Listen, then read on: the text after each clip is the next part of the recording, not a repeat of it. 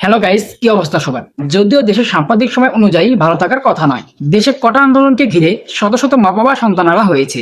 সেই সকল বাবা মায়ের আহাজারি ও সাহসী কিছু স্টুডেন্ট ভাইদের কর্মকাণ্ডকে ঘিরে আজকে আমাদের ভিডিওটি সাজানো হয়েছে। তো চলুন বেশি দেরি না করে ভিডিওতে লাইক দিয়ে ভিডিওটা শুরু করা যাক।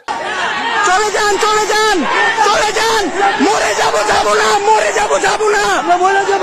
ভাই রে ভাই, আমরা কি আসলে স্বাধীন দেশে বাস করি? যদি স্বাধীন দেশে বাস করতাম তাহলে কোটা আন্দোলনকে ঘিরে এইভাবে শত শত লাশ দেখতে হতো না। যে পুলিশকে আমরা নিজেদের নিরাপত্তার কেন্দ্রবিন্দু ভেবে থাকি, তারাই আজকে এভাবে শত শত মা বাবার কোল খালি করছে। অনেক কষ্ট করে বড় করছি আমি মা, অনেক কষ্ট করে আমার ছেলেরে বড় করছি আমি। আল্লাহ আমার ছেলেরে কেন নিল, এত রক্ত কেন জড়াইলো কষ্টের ছেলেরে। এরা কি করবে? সন্তানটা গেছে কেমইরা? ওরে আল্লাহ রে, আমি কি করব রে আল্লাহ? এবারে রিকশা চালাই। ওরে আল্লাহ রে, আমার কোলাটা ফেলে লাইছে রে ভাই।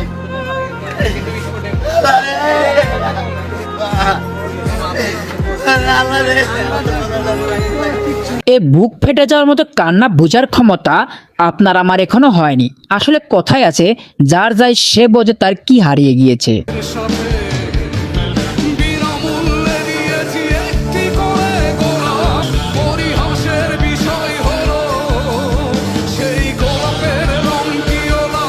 ভাই রে ভাই, 1952-এর ভাষা আন্দোলনের শহীদ ভাইদেরকে আমি দেখিনি, আমি দেখেছি 24-এর বাংলার দামাল ছেলেদেরকে।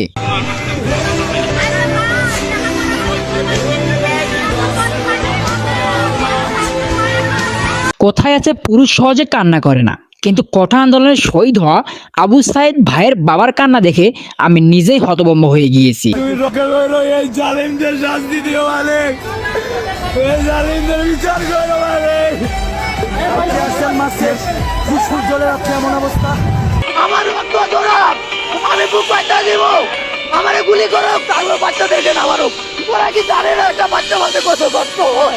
আসলেই ভাই, এইরকম কথা বলার মতো লোক এখন খুবই কমই পাওয়া যায়।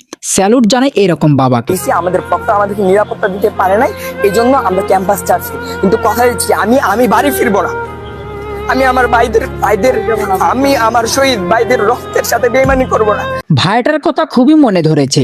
বাঙালি ছেলেরা সেই 52 থেকে এখন পর্যন্ত প্রমাণ করে আসছে, তারা কখনো কোনো শক্তির সামনে মাথা নত করবে না।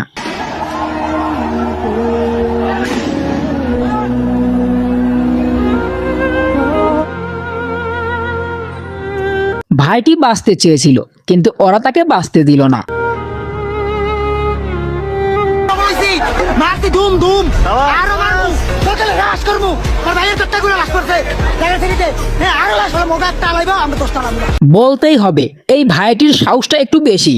এই রকম সাহসী ছেলে বাংলার ঘরে ঘরে দরকার। আজকে মার খেয়েছি, কালকে সুস্থ হয়ে আবার কালকে যাবো, কালকে আমি আবার যাবো। যদি আজকে আমাকে রিলিজ করে দিত আমি হয়তো আজকেই চলে যেতাম, যেহেতু আজকে সম্ভব না, কালকে রিলিজ করে দিই। আমরা মরেই যাবো, নয়তো আমরা মেরে যাবো। আমরা যদি একটা মেধা পড়ে আমরা 10টা কোটা গিলে খাবো, মানে গিলে খাবো। বলতেই হবে ভাই, শুধু যে আমাদের দেশের ছেলেদেরই সাহস সবসময় বেশি তা কিন্তু নয়, আমাদের দেশের বাঘিনী মেয়েগুলোর সাহসও কিন্তু কম নয়। স্যালুট জানাই এরকম সাহসী বোনদেরকে। আকাশের নক্ষত্রের মাঝে আলো দাও অন্ধকারে, কোটি কোটি মানুষের হৃদয়ের কম্পন আমাদের দেশটা জুড়ে।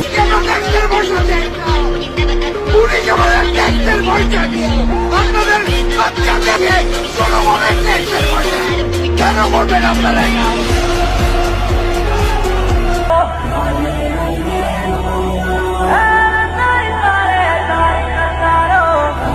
মনে পড়ে গেল সেই মুক্তিযুদ্ধের কথা। শুধু যে অস্ত্র দিয়ে যুদ্ধ করা যায় তা কিন্তু নয়, এইভাবে জীবন বাজি রেখে যোদ্ধাদের সহযোগিতা করাটাও কিন্তু যুদ্ধের অংশ। মূল্য নাই। আমার 8 তারিখ থেকে পরীক্ষা ছিল, আমি পরীক্ষা ক্যান্সেল করে এখানে আসি। আমি 5 দিন ধরে আমার টিউশনে যাচ্ছি না, যেটা থেকে আমি আমার উপর নিজের আমি এখানে আসি কেন? আমার নিজের অধিকারের জন্য, আমি ন্যায়ের পথে আসি। আমি শুধু আমার জন্য আন্দোলন করছি না, আমি আমার ভবিষ্যৎ প্রজন্মের জন্য এখানে আসি। তোমরা তোমাদের অধিকারের জন্য লড়ে যাও ভাই, ভবিষ্যৎ প্রজন্ম অবশ্যই তোমাদের মনে রাখবে। অধিকার আদায়ের জন্য এই ধরনের স্বাধীন বলেন, এটা কোন ধরনের স্বাধীন? কোন অধিকারে লেখা আছে নারীদের গায়ে হাত তুলতে হবে? কোথায় লেখা আছে? বোনটির কথা আসলে অনেক ভালো লাগছে। দেশ যদি স্বাধীনই হতো তাহলে এইভাবে মেয়েদের ওপরে হাত তোলা হতো না। কোন জায়গায় আমি বাঁচতে চাই না, মেরে ফেলুক আমাকে, আমি এইরকম দেশে বাঁচতে চাই না। পুলিশ আমাদেরকে গুলি ছুটতেছে, একটা নর্মাল স্বাধীন দেশের মানুষ এখানে আন্দোলন করতেছে। পুলিশ এই সংবিধানে আছে তুমি রাস্তায় স্টে করতে পারবা না, ওয়্যার? এটা কি শুধু কোটার মধ্যে আছে? ডিউতে ঢুকে আমার ভাইদেরকে মারতেছে, কেন মারতেছে? আছে ডিউতে পড়ার, এই পুলিশদের ব্রেইন আছে ডিউতে পড়ার। মেয়েটির কথায় আসলে যুক্তি আছে। একটা এসএসসি পাশের পুলিশ কিভাবে ইউনিভার্সিটিতে পড়া দেশের গর্বিত ভাইদের গায়ে হাত তোলে? সে একটা মেয়েকে মারতে পারে না, কিভাবে সে রংপুরের ছেলেটাকে মারলো? সে এরকম করছে, তাকে গুলি মেরে দিল কিভাবে? হাউ ডেয়ার দেয়ার? এরকম জায়গা আমি বাঁচতে চাই না। বাবাকে বলে আসছি আজকে যদি মরে যায় আমার রাষ্ট্র যদি রাস্তা থেকে কেউ না তোলে। আমরা ঢাবি স্টুডেন্ট ভাবে মার খেয়েছি, আমাদের ভাইদের যেভাবে মেরেছে আমি নিজেও ইনজুরিতে আছি। বোঝানোর জন্য যে ইনজুরি থেকে উঠে আসছি যে ঢাবির এখন পর্যন্ত কোনো আন্দোলন মিথা যায় নাই। এখন পর্যন্ত বাবাকে বলে আসছি আজকে যদি মরে যায় আমার রাষ্ট্র যদি রাস্তা থেকে কেউ না তোলে হবে আমাকেও তখন যদি বিজয় ঘোষণা করে আমার রাষ্ট্র তারা দাফন করে। এটা ভাষা থেকে বলে আসছি, এখন কি হবে সেটা পরে দেখা যাবে। ভাই রে ভাই, বোনটার কথা খুবই মনে ধরেছে। এইরকম বোনেরা কথা বললে হাজারো ভাই এমনি এমনি জেগে উঠবে। স্যালুট জানাই তোমাকে বোন। তো বন্ধুরা, আমাদের ভিডিওটা এই পর্যন্তই। ভিডিওটি যদি ভালো লেগে থাকে অবশ্যই ভিডিওতে লাইক দিয়ে চ্যানেলটা সাবস্ক্রাইব করবে। আর কোটা আন্দোলনকে ঘিরে আরো নানান ধরনের ভিডিওটি যদি আপনারা দেখতে চান তাহলে অবশ্যই কমেন্ট করবেন। তো দেখা হচ্ছে পরবর্তী কোনো ভিডিওতে, সেই পর্যন্ত সুস্থ থাকবেন। খোদা হাফেজ।